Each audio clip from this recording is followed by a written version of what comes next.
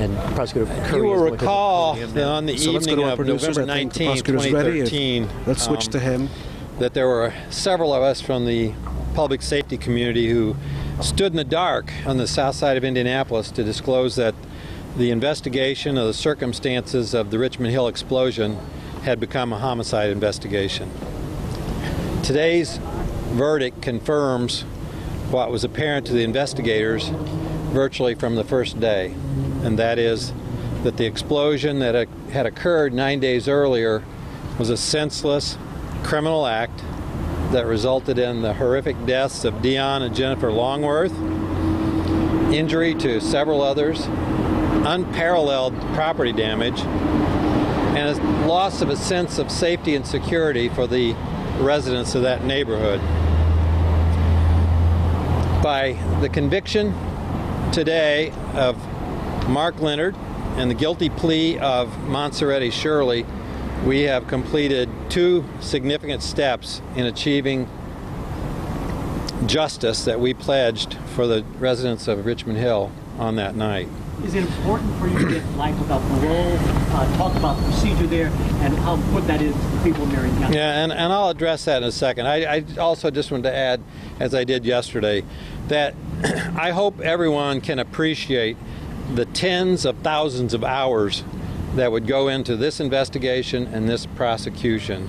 I commend Detective Sergeant Jeffrey Wager and his IMPD investigators, Lieutenant Mario Garza and his IFD investigators, the agents of the federal ATF, and our trial team for their extraordinary work in achieving this result. To answer your question in regard to life without parole, obviously we'll go forward with that hearing tomorrow, but I think with the guilty verdicts on all the counts that occurred today, that's effectively going to be the result no matter what the decision is tomorrow on the LWOP. Terry, this has been an emotional case, in trial, out of court, leading up to it. When you heard the guilty verdicts, what did you say to yourself? How did you feel? Well, it's our unfortunate reality that we have to interact with individuals who have experienced this sort of loss on a weekly basis, and obviously we've had just continuous contact with all of the residents of Richmond Hill, not only the parents of Dion and Jennifer, and certainly I felt a great sense of relief for them. As we've said repeatedly, and I think the day that we announced the charges, there's nothing we can do to relieve their grief and sorrow. All we can do as a public safety community is attempt to achieve justice, and certainly I'm relieved for the parents and all the residents of Richmond Hill. Terry, what do you think this means as far as the deliberations tomorrow regarding the potential of a life without parole penalty? Well, and that will be up to the court to decide. As you know, the defense has waived jury on that question, but again, with a guilty verdict on the knowing murder, all the other counts, I think effectively whatever sentence Mr. Leonard receives is going to be for the rest of his life, without regard to that decision. What do you think this means as far as Bob Leonard's case and the other co-defendants' possibility they will look at this verdict and determine that perhaps a plea agreement like Monserrate Shirley is in their best interest? Well, certainly as we go forward, we face the prospect of 3 more trials starting in January with Bob Leonard. And with any defendant, as Monserrate Shirley did, if someone is willing to take responsibility for what they've done, then we'll have discussions with their counsel. That has really not occurred in any significant manner up to now with any of the other 3 defendants, but I would hope that there'll be at least those discussions going forward. What did you say to the families, the neighbors, and your prosecution team afterwards? I said nothing to them. I gave them all a hug and said congratulations. Yeah. John Longworth shook your hand after the verdict was read. Did he say anything else to you? He thanked us and thanked our team as they have repeatedly. And I can't say enough about, again, the investigators, our trial team, the amount of work. Only those of us who see what's going on every day knows the amount of work that's gone into this result. And again, about the scope of this was likely the biggest trial we've seen in Marion County. As you said, tens of thousands of hours went into that. Right, and it's just not only the trial team, but other folks in our office who have been involved in the work all along.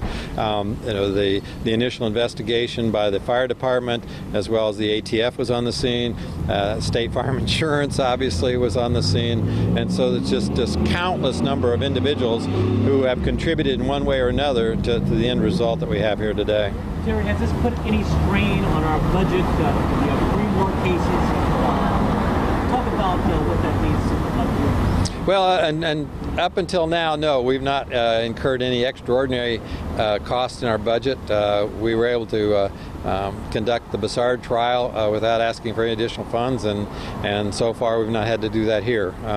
We don't really have any really significant costs other than just having our trial team up here for the week. As I've said repeatedly, we don't get paid overtime, and so it's just a matter of having our team up here for the 6 weeks for the trial, and hopefully we'll not have to ask for any additional funds. We don't have another trial scheduled for any of the others until January, which would run into next year's budget. What was the reaction of victims and family members when the verdict came out? Oh, I think I saw more than a few tears and clearly a lot of hugs among the family members and their friends there.